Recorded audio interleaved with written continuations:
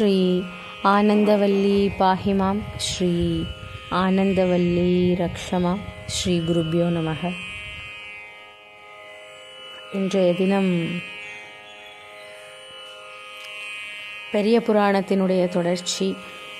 நடுவிலே கொஞ்ச நாள் உற்சவம் வீடியோஸ் எல்லாம் வந்திருக்கோம், பார்த்துருப்பீங்க எல்லாரும். இன்று நம்ம முன்னமே பேசி கொண்டிருந்த பெரிய புராணத்தினுடைய தொடர்ச்சி. ஏற்கனவே திருநீலகண்ட நாயனார் பேசியிருந்தோம். இன்றைய தினம் இயற்பகை நாயனார் என்ற ஒரு அற்புதமான ஒரு அடியார், அவருடைய அடியார் பக்தி சொல்லிலே அடங்காது. அந்த நாயன்மாரை பற்றிய கதை. அதாவது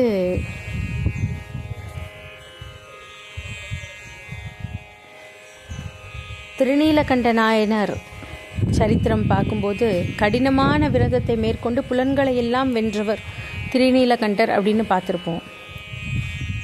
அவர் திருநீலகண்ட நாயனார் தன்னுடைய கிரகத்திலேயே மனைவியை வைத்துக்கொண்டு ஆசையை துறந்தவர், அதுவும் பிறர் அறியாமல் வாழ்ந்தவர். இயற்பகை நாயனார் எப்படி அப்படின்னு கேட்டால், இயற்பகை நாயனார் தன்னுடைய மனைவியையே அடியாருக்கு கொடுத்துட்டார். அதாவது பொன்னை கொடுப்பார்கள், மண்ணை கொடுப்பார்கள், பொருளை கொடுப்பார்கள், ஆனால் தன்னுடைய மனைவியை யாரும் கொடுக்க மாட்டார்கள். ஆனால் இயற்பகை நாயனார் பக்தியினுடைய மிகுதியிலே மனைவியையே கொடுத்துட்டார். அப்படிப்பட்ட ஒரு நாயன்மாருடைய சரித்திரம். கொஞ்சம் சிரமமான கதை அது. உலகுக்கு சிறிது மாறுபட்ட கதை அப்படின்னு தான் சொல்லணும். அனுபவத்துக்கு ஒத்து வராத கதை அப்படின்னு தான் சொல்லணும். இப்போது சில பேருக்கு என்ன தோணும்னா, இப்போது இந்த உலகத்துக்கு இந்த கதை தேவையா அப்படின்னு கூட தோணும். இந்த கதையை அறிந்து கொள்பவர்கள் இயற்பகை நாயனாருடைய அன்பை மட்டுமே எடுத்துக்கொள்ள வேண்டும் அப்படிங்கிறது தான் இதில் தாத்பரியம். அவருடைய அன்பு, இறைவன் பால் அவர் கொண்ட அன்பு. இதை ஒரு ஞான நோக்கத்தோடு பார்த்தா இது சரியான முறையில் நமக்கு புரியும். மயில் மாதிரின்னு சொன்னோன்னா அது மயிலுடைய அழகைத்தான் குறிக்கும், மயில் பறப்பதை குறிக்காது. கண்ணப்ப நாயனாருடைய அன்பினுடைய முதிர்ச்சி காரணமாக செருப்பணிந்த காலை சிவபெருமான் அவருடைய முடியிலே வைக்கிறார். கொப்புளித்த நீரை துப்புகிறார். அவர் செய்தது போல நம்மளும் செய்ய முடியுமா? இந்த இடத்துல அப்போ நம்ம எதை எடுத்துக்கணும்? அவருடைய அன்பை எடுத்துக்கொள்ள வேண்டும். இறைவன் பால் அவர் கொண்ட அன்பை, இறைவனுக்காக எல்லாத்தையும் துறந்த ஒரு சரித்திரம். ஞானம்ங்கிறது எல்லாத்தையும் திறந்ததுக்கப்புறம் வர்றது அப்படின்னு பேசுகிறோம் இல்லையா? இது ஞான நூல். அதனால அந்த ஞானத்தினுடைய மிகுதி அதுதான் இதில் நம்ம பார்க்கணும். எதுவுமே நிரந்தரம் கிடையாது அப்படின்னு அதுக்குள்ளே இருக்கக்கூடிய உட்பொருளை நம்ம பார்க்கணும். அதுதான் இந்த கதையினுடைய முக்கியமான ஒரு தாத்பரியம். கங்கையின் மிக்க காவிரியினாலே வளம் பெறுவது சோழ நாடு. காவிரி தனது இரு கரைகளிலும் பல சிவாலயங்களை உடையது. ஏழ்தலம் புகழ் காவேரி அப்படின்னு அருணகிரிநாதர் சொல்வார். பரம்பொருள் பல்வேறு வடிவம் தாங்கி பல்வேறு சமயங்களுக்கும் அருள் புரிவது போல காவிரியும் பல்வேறு கால்களாக பிரிந்து பல்வளம் பெருக நிலவளம் செய்யும் தன்னழி உடையது. இந்த தெய்வ மகாநதி கடலோடு கலத்ததாலே காவேரி சங்கமம் அப்படின்னு பெயர் பெற்ற விசேஷ தீர்த்தம் பொருந்தியது காவிரி பூம்பட்டினம். இது சோழ நாட்டினுடைய தலைநகரம் காவேரி பூம்பட்டினம் அப்படிங்கிறது. காவிரி பூம்பட்டினம் பட்டினப்பாலை என்ற பாடல் பெற்ற நகரம். கண்ணகி, ஆதிரை போன்றவர்கள் வாழ்ந்த பெருநகரம். பூம்புகார் அப்படின்னு அதுக்கு ஒரு பேர் இருக்கு. அந்த நகரிலே உள்ளவர்கள் தமக்கு வேண்டும் பொருட்களை நாடி வேறு இடங்களுக்கே போக மாட்டாளாம். சாயாவனம் என்னும் சிவாலயத்தை தன் அகத்தே கொண்ட திருப்பதி அது. அந்த திருநகரத்திலே வணிகர் குலத்திலே அவதரித்தவர் தான் இப்போ நம்ம பார்க்க போகிற இயற்பகையார் அப்படிங்கக்கூடியவருடைய சரித்திரம். அங்கே இருந்த வாழ்ந்த வணிகருடைய சரித்திரம். அக்குலப்பதிக்குடி முதல் வணிகர் அளவில் செல்வத்து வளமையின் அமைந்தார். செக்கர் வெண்பிறை சடையவர் அடிமைத்திறத்தின் மிக்கவர் மறைச்சிலம்படியார் மிக்க சீர் அடியார்கள் யாரெனினும் வேண்டும் யாவையும் இல்லை என்று எண்ணாதே இக்கடற்படி நிகழுமுன் கொடுக்கும் இயல்பின் நின்றவர் உலகியற்பகையார். அதான் அவரை நம்ம இன்ட்ரடியூஸ் பண்ணுற அந்த பாடல். இயற்பகையார் என்பதற்கு 2 பொருட்கள் இருக்கிறது. உலக இயலுக்கு பகையானவர், அதனாலே இயல் பகையார்.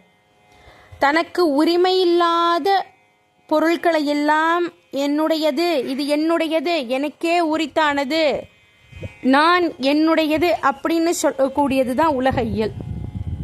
ஞான வழியில் பார்த்தோம்னா நமக்கு உரிமை இல்லாத பொருட்கள் மீது நம்ம உரிமை கொண்டாடுவது அப்படிங்கிறது உலகியல். அந்த உலகியலுக்கு பகையானவர், அதனால அருளியலுக்கு பகை ஆகாதவர். அதை நல்லா புரிஞ்சுக்கணும்.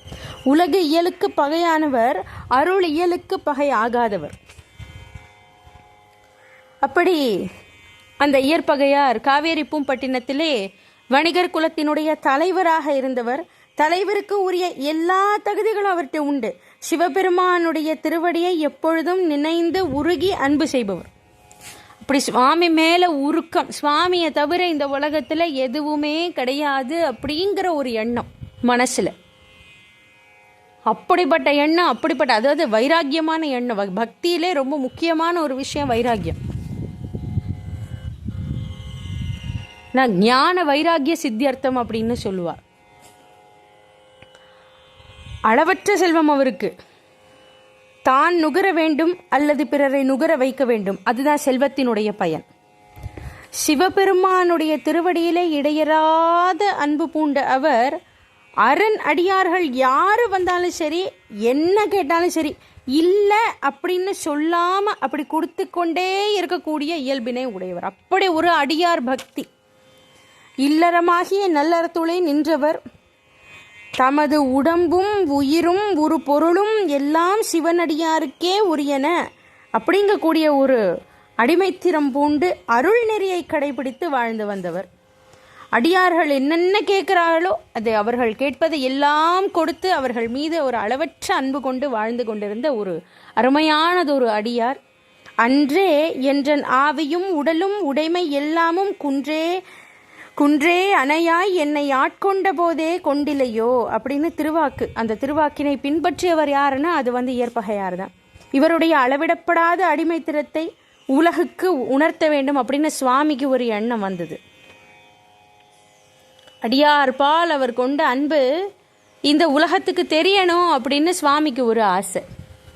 அப்ப ஏதான ஒரு லீலை பண்ணணுமோ இல்லையோ, என்ன பண்ணார் சுவாமி அப்படின்னா, ஆயு நுண் பொருளாகியும் வெளியே அம்பலத்துள் நின்று ஆடுவார் உம்பர் நாயகிக்கும் அஃதறியவோ பிரியா நெங்கை தான் அறியாமையோ அறியோம் தூய நீர் பொன்மேனியில் விளங்க தூர்த்த வேடமும் தோன்ற வேதியராய் மாய வண்ணமே கொண்டு தம் தொண்டர் மறாத வண்ணமும் காட்டுவான் வந்தார் அப்படின்னு சொல்லுறது செய்யுள். பெரியவர்கள் தங்கள் அனுபவத்தினாலும் ஆராய்ச்சியினாலும் அறிகின்ற நுண்பொருளாயிருப்பவன் ஆண்டவன். அப்படிப்பட்டவர் காமுகன் வேடத்திலே வருகின்றாராம். தமது இடபாகத்திலே எழுந்தருளியுள்ள உமாதேவியாருடைய சம்மதத்துடன் வருகிறாரான்னு தெரியல அப்படின்னு சேக்கிழார் பெருமான் ரொம்ப அழகா சொல்றார். அவர் லீலை பண்ணத்தான் வந்திருக்கார். தூர்த்த வேடம் என்றால் காமுகன் அப்படிங்கிறது மாதிரி சில குறிப்புகள் உண்டு. நெற்றியெல்லாம் நீரணிந்து உடலில் அத்தர் பூசி ஜவ்வாது பொட்டை இட்டு கொண்டால் எதை குறிக்கும்? காமனை எரித்த கண்ணுதர் கடவுள் காமமுற்றவனைப் போல காவிரி பூம்பட்டினத்தை அடைந்தார். அதான் விஷயம். வணிகர் வீதியில் விளங்கக்கூடிய இயற்பகையாருடைய பொன் மாளிகையா, அப்படி அவ்வளோ ஒரு அளவற்ற செல்வம். அப்படியே சுவாமி அவருடைய ஆத்துக்குள்ள அப்படி போறார். தங்கள் வருகை குலம் செய்த புண்ணியம் அப்படின்னு கூறி வலம் வந்து வணங்கினாரா நாயனார். அந்த ஒவ்வொரு நாயன்மாரை பற்றி பேசும்பொழுதும் அந்த அடியார் பக்தியை பார்த்தோம்னா அவ்வளோ ஒரு அளவிட முடியாத ஒரு அடியார் பக்தி, சிவனடியார் பக்தி. பெரிய புராணம் கேட்க கேட்க கேட்க கேட்க அவ்வளோ ஒரு மாற்றங்கள் நம்முள்ளே எழும். அப்படி ஒரு ஞான காவியம், ஞான நூல் அது. நீங்க வந்தது என் குலம் பண்ண புண்ணியம் அப்படின்னு சொல்லி நாயனார் வலம் வந்து வணங்கினார். வந்தவருக்கு உட்காருங்கோ அப்படின்னு ஆசனம் கொடுத்தார். அவருடைய திருவடியை பூஜித்து மலரிட்டு அர்ச்சனை பண்ணி, சுவாமி என்ன வேண்டும், உங்களுக்கு நான் என்ன பண்ணட்டும் அப்படின்னு கேட்குறேன். ஏன்னா இவர் எப்படிப்பட்ட அடியார்னா இயற்பகையார் என்ன கேட்டாலும் கொடுக்கக்கூடிய அடியார். அவர் எனக்காக எதை வேணா துறப்பார்னு சொல்லணும் சுவாமிக்கு. இந்த கதையை நம்ம அப்படித்தான் பார்க்கணும். நான் கேட்டால் அவர் எதை வேணாலும் கொடுப்பார் அப்படின்னு ஒரு இடம் இருக்கு பாருங்கள். அதை பார்க்கணும் நம்ம. எனக்காக எதையும் துறக்க வல்ல ஒரு பக்தன் அப்படிங்கிறத உலகத்திற்கு உணர்த்தும் பொருட்டு சுவாமி வந்திருக்கார். அப்படி ஒரு சுவாமி மேலே ஒரு அவருடைய மனசை அப்படி லயிச்சிடுது. சரி, என்ன வேணும்னு கேட்குறாரு. அது கதையை உடனேவா சொல்ல முடியும்? கைமாற்று வாங்க வந்தவனே, பையன் அட்மிஷன் என்னாச்சு, வீட்டில் இல்லாத சௌக்கியமா அப்படின்னு சொல்லிட்டு கொஞ்ச நேரம் கழிச்சு தான் நம்மக்கிட்ட பணம் கேட்கிறார் இல்லையா? சுவாமி சொல்கிறார், ஐயா இயற்பகையாரே, உங்களை பற்றி கேள்விப்பட்டேன்.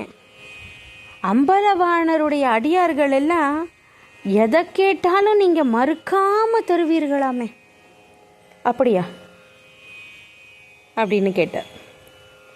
இயற்பகையார், ஏதோ என் கடமையை செய்கிறேன், என்னால் முடிஞ்ச வரைக்கும் பண்ணிட்டு இருக்கேன்.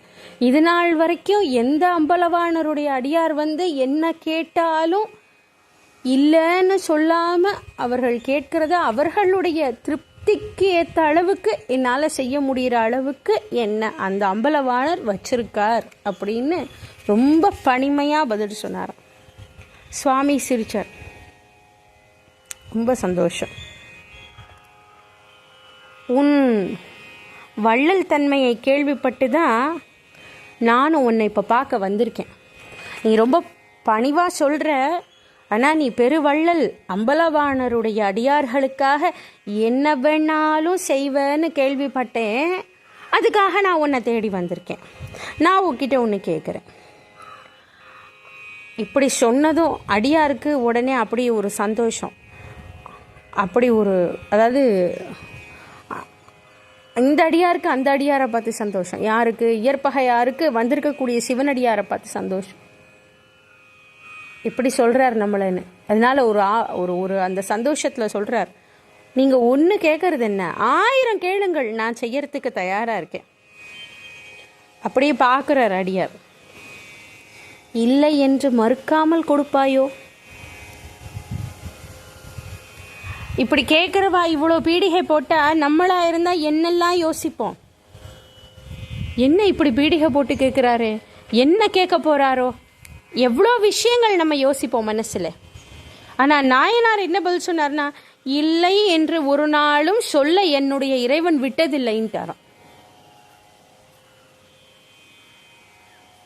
திருப்பி இவர் கூர்மையாக பார்க்கிறார் இயற்பகையாரை. பார்த்து விட்டு கேட்கிறார், அப்பா, நான் ரொம்ப பிரியமாக ஒரு பொருளை விரும்பி வந்தேன். உடனே சொல்லுகிறார் இயற்பகையார், நீங்கள் கேளுங்கள் சுவாமி, நீங்கள் தாராளமாக கேளுங்கள். அவ்வளோ ஒரு பணிமை. நீங்கள் எப்போ கேட்க போகிறீர்கள் அப்படின்னு நான் காத்து கொண்டு இருக்கேன்.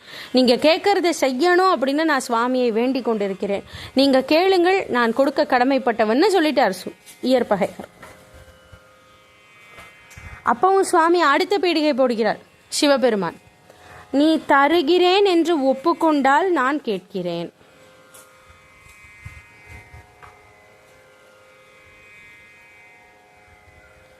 நம்ம இயற்பகையாக இருந்தால் என்ன சொல்லியிருப்போம், என்ன கேட்டாலும் தர்றேன் அப்படின்னு சொல்லியிருப்போம்.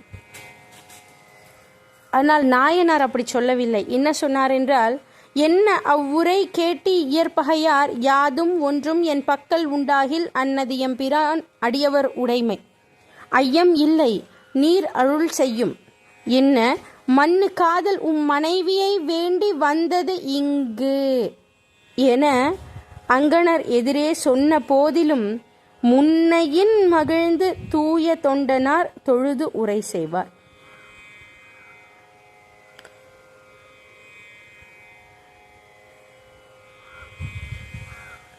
நான் தர்றேன் அப்படின்னு சொன்னால், நான் தருகிறேன் என்று சொன்னால் அந்த பொருள் என்னுடையது அப்படின்னு அர்த்தம் அதில் இல்லையா? என்னுடைய பொருளை நான் தருகிறேன் அப்படிங்கிறது அதில் அர்த்தம். ஆகவே இயற்பகையார் அப்படி சொல்லலை. ஏதாவது ஒரு பொருள் என் பக்கத்தில் இருக்குமானால் அது ஈசன் அடியவர்க்கே உரியது, அணுத்துணையும் ஐயமில்லை, அருள் புரிவீர். எவ்வளோ ஒரு அருமையான ஒரு வார்த்தை. ஏதாவது ஒரு பொருள் என் பக்கத்திலே இருக்குமானால் அது ஈசன் அடியார்க்கே உரியது, அணுத்துணையும் ஐயமில்லை, அருள் புரிவீர் அப்படின்னு சொல்லிட்டு இவ்வளவு ஒரு தன்னலமற்ற பதில். நம்ம எல்லாம் ஒரு சின்ன விஷயத்துக்குமே எனக்கு இல்லையா, என்னோடது, எனக்கில்லாத உரிமையா, நான் அதையே சுற்றி சுற்றி வந்து அதிலேயே மனசு உழண்டு அதிலேயே நம்ம கஷ்டமும் பட்டு அதில் நம்ம கஷ்டப்படுறோம் தெரியாமல் திருப்பியும் அதுக்காகவே போராடி. இந்த கதைகள் எல்லாம் எதற்கு சொல்லப்படுகிறது அப்படின்னா நம்ம நல்லா புரிஞ்சுக்கணும். நம்மளுடைய இந்த மாதிரி புராண கதைகள், பக்தி இலக்கியங்கள் எல்லாம் படிக்கிறதுனால என்ன பிரயோஜனம் அப்படின்னு கேட்டால் நம்மளுடைய மனம் பக்குவப்படும். ஏன்னா நம்ம ஒவ்வொரு நாளும் நான், எனது, என் மனம், எனக்குடையது, நான் இல்லைன்னா என்ன, இதே சிந்தனையிலேயே இருந்துட்டு இருக்கோம். ப்ரையாரிட்டைஸ் பண்ணணும். இப்படி பல விஷயங்களை நம்மளை சுற்றியே யோசித்து கொண்டிருக்கிறோம். ஆனால் இவர் எப்படிப்பட்ட பதிலை சொல்லி இருக்கிறார்? ஏதாவது ஒரு பொருள் என் பக்கத்தில் இருக்குமானால் அது ஈசன் அடியாருக்கே உரியது, அணுத்துணையும் அதில் ஐயமில்லை, அருள் புரியுங்கள். இந்த வார்த்தைக்கு பின்னாடி எவ்வளவு பெரிய ஞானம் இருக்கணும், எவ்வளவு பெரிய பக்குவம் இருக்கணும். மண்ணு காதல் உம் மனைவியை வேண்டி வந்தேன். எவ்வளோ பெரிய வார்த்தையை சொன்னார். மண்ணு காதல் உம் மனைவியை வேண்டி வந்தது இங்கு என அங்கனர் எதிரே சொன்ன போதிலும் உன்னையின் மகிழ்ந்த தூய தொண்டனார் தொழுதுரை செய்வார். இப்படி மறையவராக வந்த இறைவர் இந்த வார்த்தையை சொல்றார். மண்ணு காதல் உம் மனைவியை வேண்டி வந்தேன். சேக்கிழார் ரொம்ப ஆழமா பாடி இருக்கிறார். மனைவியை கொடுன்னு கேட்கல,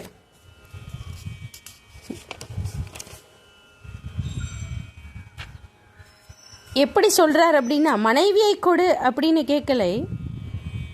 ஒரு நாள் ஒரு வினாடி கூட கணவன் மனைவி மனஸ்தாபம் இல்லை, காதல் மனைவி, நிலை பெற்ற மனைவி, அந்த நிலை பெற்ற காதல் மனைவியை கொடு அப்படின்னு கேட்டாராம் சுவாமி. என்னடா சுவாமி இப்படி கேட்டாரே அப்படின்னு நம்ம யோசிக்கலாம். அதான் சொன்னோம், உலக இயலுக்கு எதிரானது, அதான் இயற்பகையார்னு சொன்னோம் முதல்லையே. இது ஏன் இந்த லீலை நடந்தது அப்படிங்கிறது இந்த சரித்திரத்தை முடிக்கும் போது நமக்கு தெரியும். அந்த அடியாரினுடைய ஞானம் எந்த அளவிற்கு இருந்தது அப்படிங்கிறதுக்கு.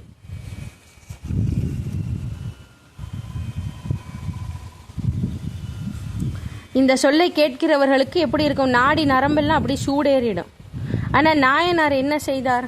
சொன்ன போதிலும் முன்னையின் மகிழ்ந்து தூய தொண்டனார் தொழுது உரை செய்தார். அதாவது முன்னையிலும் பன்மடங்கு மகிழ்ந்தாராம். ஏன் மகிழ்ந்தாரானா, எங்க அடியார் கேட்கறத கொடுக்க முடியாம போயிடுமோ சுவாமின்னு மனசுக்குள்ள கவலைப்பட்டு இருந்தாராம். இந்த அடியார் கேட்கக்கூடிய பொருள் என்னால் கொடுக்க இயல முடியும். அவரை பொறுத்தவரை அடியார் கேட்டு விட்டார், கொடுத்து விடு. நமக்கு சொந்தமில்லாத ஒரு பொருளை கேட்டால் நம்ம என்ன பதில் சொல்றதுன்னு பயந்துட்டு இருந்தாராம். நம்மளால ஈஸியாக கொடுக்கக்கூடிய பொருள் என்று அவர் நினைத்தாராம். அவருடைய மனோபாவத்தை பாருங்கள். எங்கே அடியார் கொடுக்கக்கூடிய பொருள் நம்மது இல்லாது இருந்தால் எப்படி போய் இன்னொருத்தர்கிட்ட கேட்கிறது? சுவாமி என்னை அந்த நிலைக்கு தள்ளிவிடாதே, என்னால் கொடுக்கக்கூடிய ஒரு பொருளாக இருக்க வேண்டும் என்று அந்த அடியார் கேட்கும் வினாடி வரை மனதினுள்ளே அவர் வேண்டிக் கொண்டே இருந்தார்.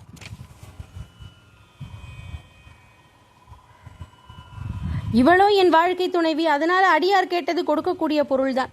சரி, நீங்க கேட்டது கொடுக்கக்கூடிய பொருள் தான் அப்படின்னாராம். இறைவர் அவரை பார்த்து கொண்டே இருந்தாராம் சுவாமி. பெருமானே, மனைவி முன்பே என்னிடம் உள்ள பொருள்தான், இல்லாத ஒரு பொருளை கேட்டு அடியேனை அவலப்பட செய்யாமல் உள்ள பொருளையே கேட்டு அருளினீரே, நான் செய்த தவம், இந்த சிறியேன் செய்த தவமே தவம் சொல்லி மனைவியாரிடம் போனார்.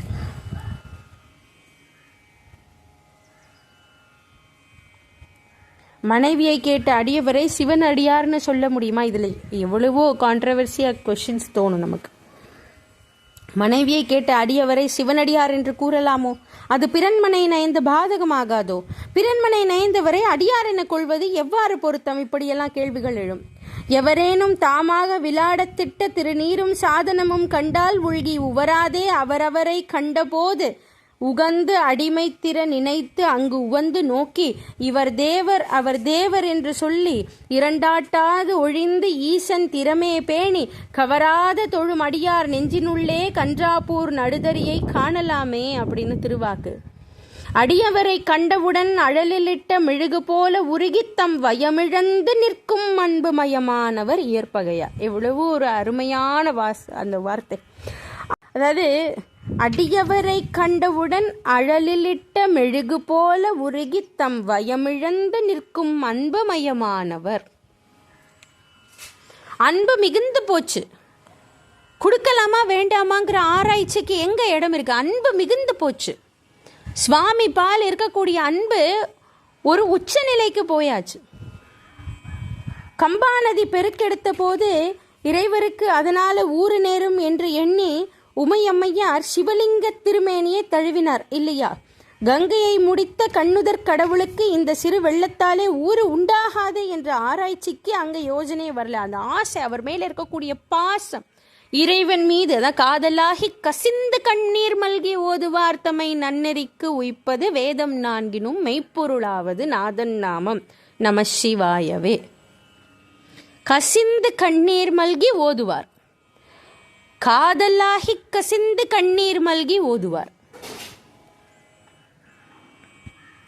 அதனால இங்க ஆராய்ச்சிக்கு வேலை இல்லை. அன்பு மிகுந்தது. அதுல உலகங்கட்கு எல்லாம் ஒரு துணையாக இருக்கக்கூடிய இறைவருக்கு துணை இல்லையே என்றும் பசிதாகம் இல்லாத பரம்பொருள் பசித்து இருக்கின்றனரே என்றும் அன்பினால் உருகிய கண்ணப்பர் இல்லையா? அப்படி இந்த நாயனார் என்ன பண்றார்? மனைவியாரிடம் செல்கிறார். சென்று, பெண்மணி, இந்த அடியாருக்கு உன்னை நான் கொடுத்து விட்டேன் அப்படின்னு சொல்றார். இந்த சொல்லை கேட்டதும் அந்த அம்மையாருக்கு என்ன சொல்வதென்றே புரியவில்லை. கலங்கி விட்டார். அவருடைய மதி குழம்பியது. ஆனால் அந்த அடுத்த வினாடியிலே அவருடைய மனம் தெளிந்து விட்டது. கற்பெனப்படுவது சொற்றிரம்பாமை, அந்த உணர்வு அவருக்கு வருகிறது. கணவரது கட்டளையை நிறைவேற்றுவதே தம்முடைய கடன் என்று முடிவு செய்து கொண்டார். இன்று நீர் எனக்கு அருள் செய்தது இதுவேல் என் உயிர்க்கு ஒரு நாதா, நீர் உரைத்தது ஒன்றை நான் செய்யும், அத்தனை அல்லால் உரிமை வேறு உளதோ எனக்கு என்று தன் தனிப்பெரும் கணவரை வணங்கத் தாழ்ந்த தொண்டனார் தாம் எதிர் வணங்கச் சென்று மாதவன் சேவடி பணிந்து திகைத்து நின்றனள் திருவினும் பெரியாள். நீங்கள் கட்டளையிடுவதை செய்ய வேண்டும் சுவாமி, அது என்னுடைய கடமை. மாணிக்க வாசக சுவாமி மேலே இருக்கக்கூடிய அன்பு மிகுதியாலே ஒன்று சொல்வார். நம்ம எல்லாருமே சிவபெருமானுக்கு உரியவர்கள்தான். சுவாமி பார்த்து என்ன சொல்றாரோ அதை நம்ம செய்ய வேண்டும். நன்றே செய்வாய் பிழை செய்வாய் நானே இதற்கு நாயகமே அப்படின்னு மாணிக்க வாசகர் பாடுவார். அந்த மாதிரியாக இந்த அம்மையார் சொல்கிறார், தேவரீர் எனக்கு நாயகர், தங்கள் பார்த்து இதை செய் அப்படின்னா நான் செய்யத்தானே வேண்டும். நீங்கள் சொல்வது சரியா என்று கேட்க எனக்கு உரிமை இல்லையே சுவாமி என்றார் கற்புக்கு அரசி. அம்மையார் கணவரை வணங்கினார். இயற்பகை நாயனார் அந்த அம்மையார் காலிலே விழுந்து எதிர் வணக்கம் செய்தார். அம்மையார் காலில் இயற்பகை நாயனார் விழுந்தார். ஏன்? அந்த வினாடியிலிருந்து அம்மையார் அவரது மனைவியார் அல்லர், அடியார் கேட்டு விட்டாரே, அவருடைய மனைவி அப்படிங்கிற ஒரு எண்ணத்திலே நாயனார் அந்த அம்மையாரை வணங்கினார். திருவினும் மிக்க அம்மையார் பின்னர் மாதவரிடம் சென்றார். அவரை வணங்கி திகைத்து நின்றார். இயற்பகை நாயனார் மிக்க மகிழ்ச்சியுடன் அடியாரை வணங்கி, சுவாமி, இதுக்கு அடுத்து நான் என்ன செய்யட்டும் அப்படின்னு கேட்டாராம். எப்படி? யோசித்து பார்க்க முடிகிறதா?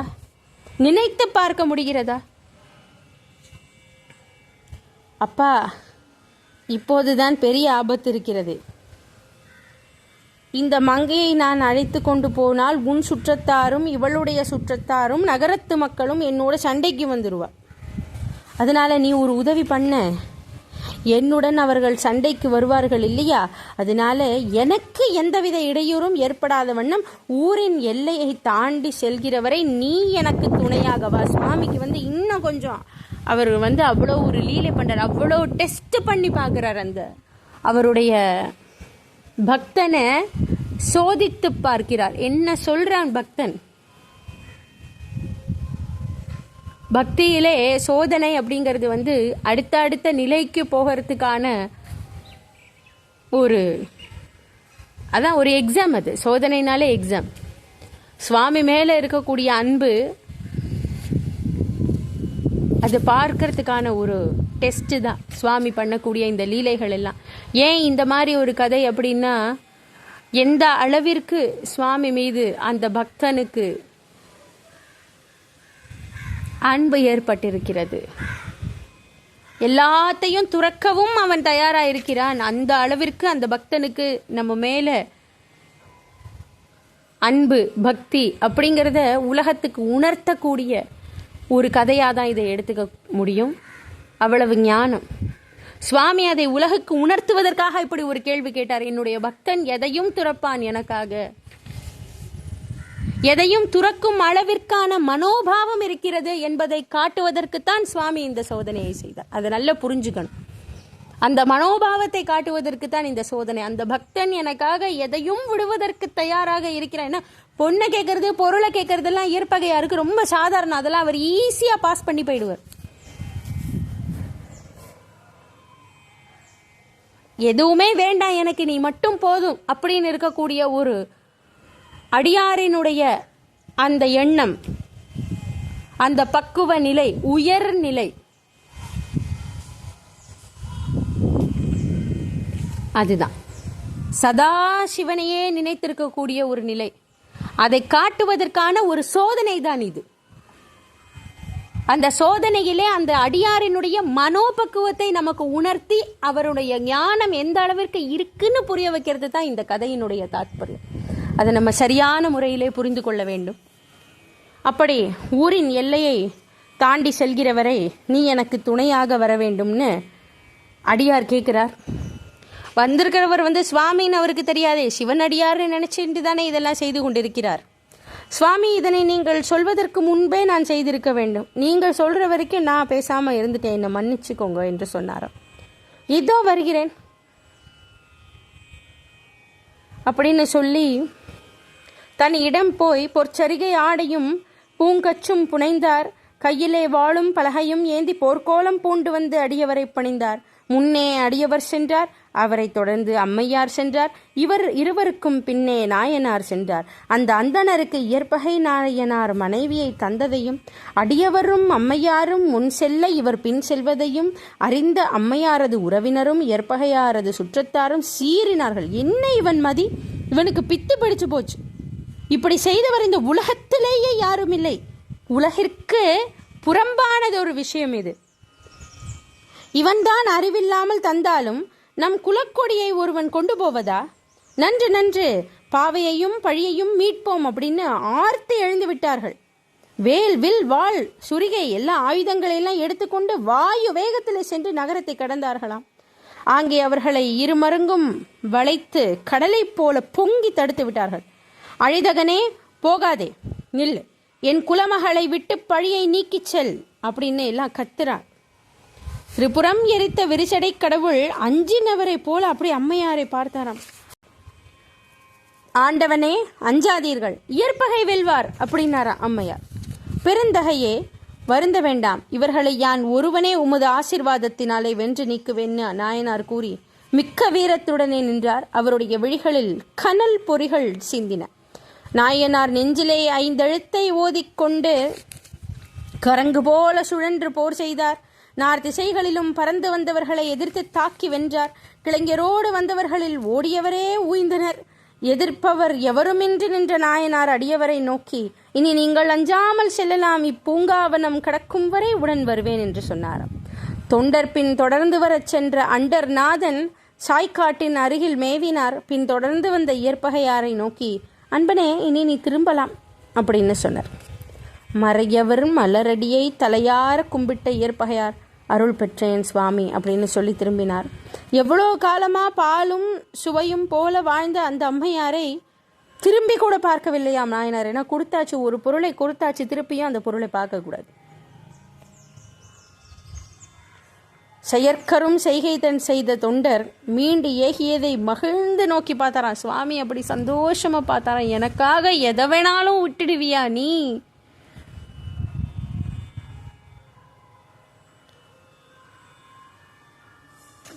பொய் தரும் உள்ளம் இல்லான் திரும்பி கூட பார்க்காமல் போகிறானே.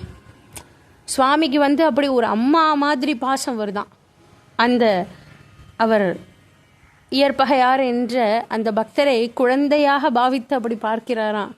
குழந்தை, நீ கொடுத்துட்டு திருப்பி கூட பார்க்காம போறியே, எவ்வளோ பெரிய பக்தி உனக்கு. ஒரு சிவனடியார் கேட்டார்னு எதை வேணா செய்வேன்னு போயிட்டியே. அப்படி சுவாமிக்கு உருக ஆரம்பிச்சிடுத்து. சுவாமி பார்த்து கொண்டே இருக்கிறார். இவர் பார்க்காமல் போய்கொண்டே இருக்கிறார், திரும்பி பார்க்காமல். சிவனடியார் நம்மளை கிளம்ப சொல்லிட்டார் அப்படின்னு திரும்பி பார்க்காமல் இவர் போய்கொண்டே இருக்கிறார். ஆனால் சுவாமி திரும்பி பார்த்து கொண்டே இருக்கிறார். அது அவரால் தாங்க முடியலையா. ஏன்னா பக்தனுக்கு கஷ்டம் வந்தால் சுவாமியால் பார்த்துட்டு சும்மா இருக்க முடியாது. பக்தனுக்கு கஷ்டம் வந்தால் சுவாமியால் ஏற்றுக்கவே முடியாது. அந்த பக்தனை பக்குவப்படுத்துவதிலேயே சுவாமி மும்முரமாக இருப்பார். இப்போ சுவாமி இதுக்கு மேலே தாங்க முடியல, திரும்பி பார்க்காம போறாருன்னொன்னே சுவாமி பார்த்து கொண்டே இருந்து கொண்டு அவரை கூப்பிடணும்னு ஆயிடுத்து. தொண்டரை எப்படி அழைத்தார் சுவாமி?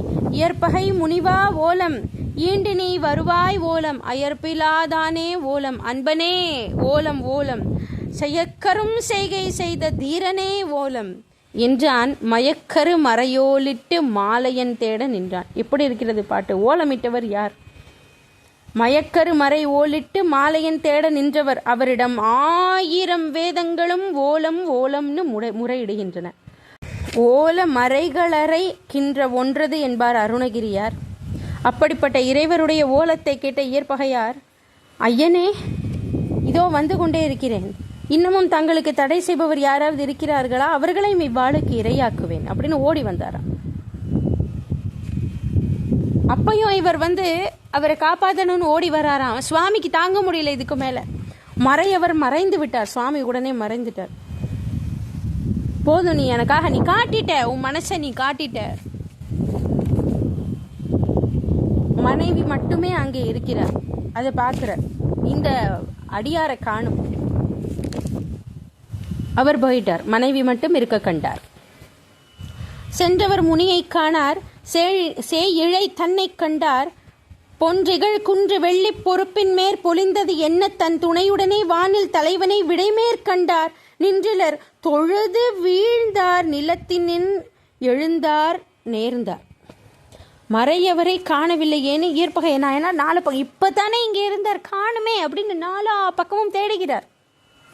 ஆகாசத்திலே பார்த்தார். வான வெளியிலே வெள்ளிமலை போன்று அந்த விடை மேலே மரகத கொடியுடன் பவள குன்றென வந்து அருளிய கண்ணுதர் கடவுளை கண்டார். ஆனந்த வெள்ளத்திலே அப்படி அழுந்தி ஆடினாராம், அழுதாராம், உருகினாராம். அப்படி இந்த சுவாமி மேலே அளவற்ற அன்பு கொண்டிருந்தாரோ, அன்பின் மிகுதி, அன்பின் உச்சம் எந்த சுவாமி மேலே அவருக்கு இருந்ததோ அந்த சுவாமி இனிமே நம்ம அவருக்கு காட்சி கொடுக்கணும் அப்படின்னு முடிவு பண்ணிட்டார். தனக்காக எதையும் துறக்கக்கூடிய இந்த பக்தனுக்காக காட்சி கொடுக்க வேண்டும் என்று சுவாமி ஒரு பேரின்பத்தோடு சுவாமி ரொம்ப சந்தோஷமா அந்த பக்தனை அப்படி பார்க்கிறார். சொல்லுவது அறியேன் வாழி, தோற்றிய தோற்றம் போற்றி, வல்லை அருளி என்னை வழித்தொண்டு கொண்டாயே போற்றி, எல்லையில் இன்ப வெள்ளம் எனக்கு அருள் செய்தாய் போற்றி, தில்லையம்பலத்து நாடும் சேவடி போற்றி போற்றி, தில்லையம்பலத்துள் ஆடும் சேவடி போற்றி போற்றி. என்ன அன்பனே, உனது அளவற்ற அன்புக்கு நான் மகிழ்ந்தேன் அப்பா. நீயும் உன் மனைவியும் நம்மோடு கைலாசத்துக்கு வருக. இதெல்லாம் உலகத்திற்கு உன்னுடைய பக்தியை எடுத்து காட்டக்கூடிய ஒரு ரொம்ப சிரமமானது ஒரு கதை இது. சுவாமி சொல்றாராம், ரொம்ப சிரமமான ஒரு பரீட்சை வச்சு நீ அதை ஜெயிச்சிட்டப்பா. இது வெறும் பரீட்சை தான், அதில் நீ ஜெயித்து விட்டாய். வானவர் பூமழை பொழிந்தார்கள். திருவளர் சிறப்பின் மிக்க தொண்டரும் மருவிய தெய்வக்கற்பின் மங்கையும் எம்பிரானுடன் சென்று அருகில் எப்போதும் சிவலோகத்திலே கும்பிட்டு உரையும் பெருமை பெற்றார்கள். ஏற்பகை நாயனார் வாளினால் மாண்ட சுற்றத்தவர்கள் எல்லாருக்கும் சொர்க்க உலகமே கிடச்சிதான். இவருடைய வரலாற்றை சமயக்கண் கொண்டு காண மாட்டாத சிலர் பலவாறு பேசி அவர்கள் அல்லலுறுகிறார்கள். அதாவது ரத்தின பரீட்சை செய்யாத ஒருத்தர் ரத்தினத்தை மதிப்பிட வந்தது போலும் இந்த கதை. எல்லாம் வல்ல இறைவர் இவரை செயற்கரும் செய்கை செய்த தீரனே அப்படின்னு அழைப்பார்னா இவருடைய பெருமை எப்படிப்பட்ட ஒரு பெருமையாக இருக்கணும். அப்படி ஞானமே உருவான ஒரு அடியாருடைய சரித்திரத்தை நம்ம பார்த்தோம்.